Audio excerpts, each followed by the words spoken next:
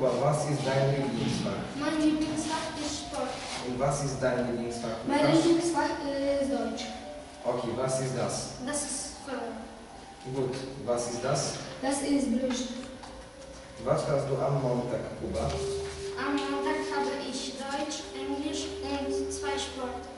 Wie viele Stunden hast du am Dienstag, Lukas? Am Dienstag habe ich 4 Stunden. Wie geht's dir? Danke gut. Danke sehr. Auf Wiedersehen. Auf Wiedersehen.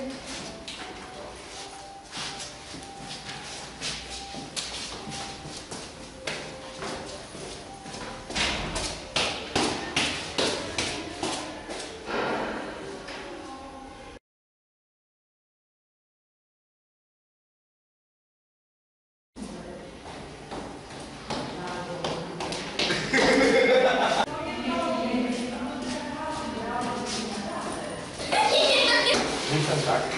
Guten Tag, Lehrer. Kuba, was ist...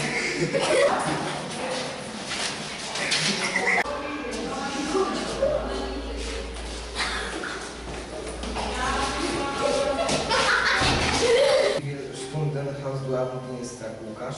Am Dienstag habe ich 4 Stunden. Wie geht's dir? Guten Tag. Am Dienstag habe ich 4 Stunden. Danke gut. Schnie, schna, schnappi, schnappi, schnappi, schnapp, schnapp. Schnie, schna, schnappi, ja, schnappi, schnappi, schnapp, schnapp. Schnie, schna, schnappi,